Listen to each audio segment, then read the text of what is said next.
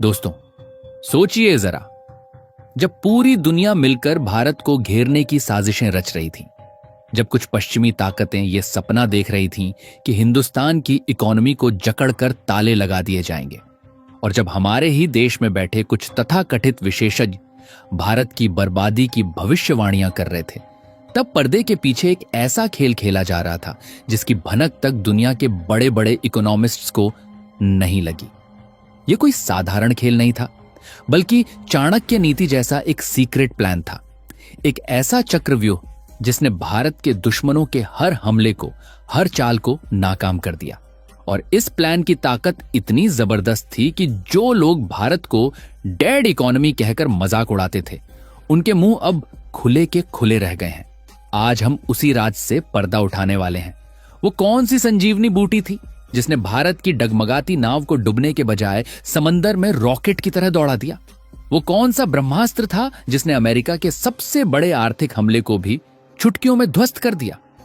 दोस्तों, यही नहीं, भारत ने तो ऐसा करिश्मा कर दिखाया कि 15 साल का पुराना रिकॉर्ड भी टूट गया। इतना बड़ा झटका कि चीन से लेकर यूरोप तक खलबली मच गई। और मजे की बात तो ये रही कि दुनिया की दिग्गज संस्था HSBC ने भारत की इकोनॉमी पर ऐसा खुलासा किया, पश्चिमी देशों के तो होश ही उड़ गए। वो चीख चीख कर कह रहे हैं कि अब भारत को रोकना नामुमकिन है। अब जरा सोचिए, जब पूरी दुनिया मंदी की आग में झुलस रही थी, तब भारत का सर्विस सेक्टर रॉक सॉलिड बनकर ऐसा कमाल दिखा गया कि दुनिया के बड़े बड़े देश आज हिंदुस्तान के सामने झुकने पर मजबूर हो गए। लेकिन सवाल यह है, ये चमत्कार हुआ कैसे? कौन सा इंटरनल सीक्रेट है जो भारत को ये ताकत दे रहा है? कौन सी इंडस्ट्रीज हैं जो दुनिया पर कब्जा करने निकल पड़ी हैं और जिनकी वजह से अमेरिका, यूरोप और मिडिल ईस्ट से दौलत का सैलाब भारत की ओर बहने लगा है? और सबसे अहम, आखिर कैसे पीएम मोदी की एक चाल ने अमेरिका के राष्ट्रपति डोनाल्ड ट्रंप के सबसे बड़े आर्थिक हथियार को खिलौना बना दिया? दोस्तों, कहानी यहीं से और भी दिलचस्प हो जाती है। और अब शुरू होता है भारत के पलटवार का असली अध्याय।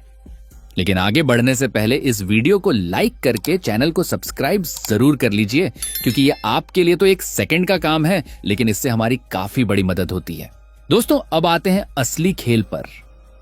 दरअसल अमेरिकी राष्ट्रपति डोनाल्ड ट्रंप को लगता था कि भारत अभी भी पिछली सदी वाला कमजोर देश है। उनकी सोच यही थी कि जब चाहें, जैसे चाहें, भारत को अपनी उंगलियों पर नचा सकते हैं। इसी घमंड में उन्होंने एक जहरीला दांव खेला, भारत के एक्सपोर्ट पर ठोक दिया 50% का भारी भरकम टैरिफ। अब सोचिए, 50% का टैरिफ किसी भी देश की अर्थव्यवस्था के लिए एक तरह का एटॉमिक बम होता है।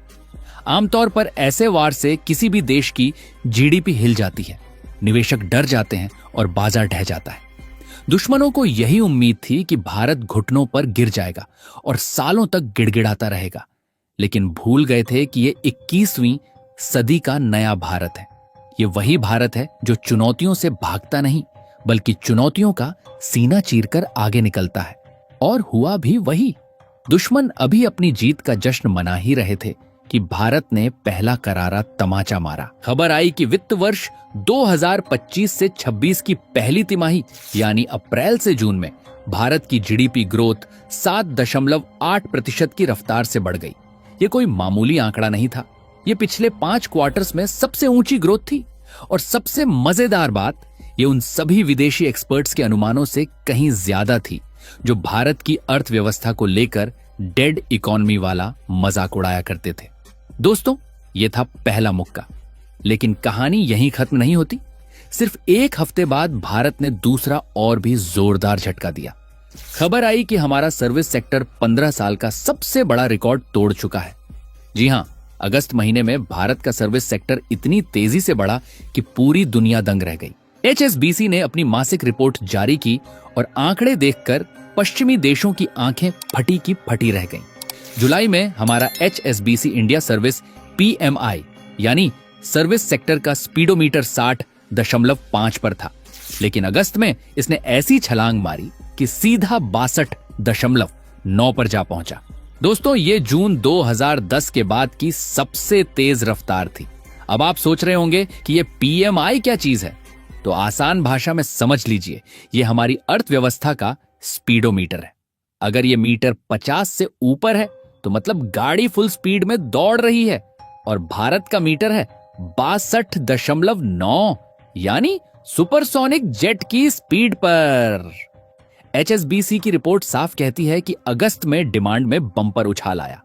नए ऑर्डर्स की ऐसी बारिश हुई कि पिछले 15 सालों के सारे रिकॉर्ड टूट गए। HSBC इंडिया की चीफ इकोनॉमिस्ट प्रांजुल भंडारी, जो खुद एक विदेशी स्पेशलिस्ट हैं, उन्होंने भी मान लिया कि यह मामूली घटना नहीं है। उन्होंने कहा कि सर्विस सेक्टर की ग्रोथ का पूरा क्रेडिट उन नए ऑर्डर्स को जाता है जो विदेशों से भारत की ओर उमड़ पड़े। लेकिन दोस्तों, पिक्चर अभी बाकी है। जब सर्विस सेक्टर की ताकत में मैन्युफैक्चरिंग सेक्टर की ताकत भी जुड़ गई तो आंकड़े दुश्मनों के लिए और भी डरावने साबित हुए।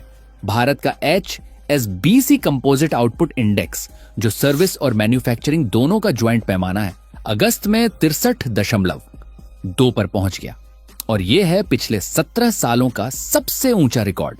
सोचिए, 17 साल में जो कोई नहीं कर पाया वो नया भारत कर दिखा रहा है। आंकड़े साफ बता रहे हैं, ट्रंप का टैरिफ, चीन की मंदी, दुनिया की उथल पुथल, कुछ भी भारत की रफ्तार को रोक नहीं सकता। अब सवाल उठता है कि आखिर ये जादू हुआ कैसे? कौन सा गुप्त हथियार था जिसने भारत को ये ताकत दी? दोस्तों, अब असली राज खोलते हैं। भारत ने ये करिश्मा किया कैसे? ट्रंप के 50% टैरिफ के बाद अगर भारत का सर्विस सेक्टर इतिहास का सबसे बड़ा उछाल दिखा रहा है तो इसके पीछे छिपा है भारत की आंतरिक ताकत। पश्चिमी देश सोचते थे कि भारत सिर्फ एक्सपोर्ट पर निर्भर है, लेकिन भूल गए थे कि आज का भारत डिमांड और सप्लाई दोनों में आत्मनिर्भर हो चुका है। भारत का सबसे बड़ा हथियार है 1.4 अरब लोगों की घरेलू मांग। हर दिन लाखों करोड़ों लोग डिजिटल सेवाएं ले रहे हैं। ऑनलाइन एजुकेशन से लेकर हेल्थ केयर, ई कॉमर्स से लेकर बैंकिंग, हर सेक्टर में भारतीय कंपनियां दिन रात काम कर रही हैं, और इसका फायदा सीधे सीधे हमारे सर्विस सेक्टर को मिल रहा है। ये तो वही बात हो गई जैसे कि गांव का किसान बारिश न भी आए तो अपने कुएं और तालाब से खेत सींच ले। भारत ने भी कुछ ऐसा ही किया।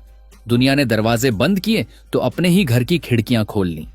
यही वजह है कि नए ऑर्डर्स सिर्फ विदेशों से ही नहीं बल्कि घरेलू बाजार से भी झरनों की तरह आने लगे। HSBC की रिपोर्ट भी मानती है कि भारत का सर्विस सेक्टर इतना तेज इसलिए बढ़ा क्योंकि डोमेस्टिक और इंटरनेशनल दोनों मार्केट से जबरदस्त ऑर्डर मिले। अब दोस्तों, जरा सोचिए, जब सर्विस सेक्टर और मैन्युफैक्चरिंग दोनों मिलकर रिकॉर्ड तोड़ रहे हो तो इसका असर कहां पड़ेगा? सीधा असर पड़ेगा रोजगार और इनकम पर। नई नई कंपनियां तेजी से स्टाफ हायर कर रही हैं।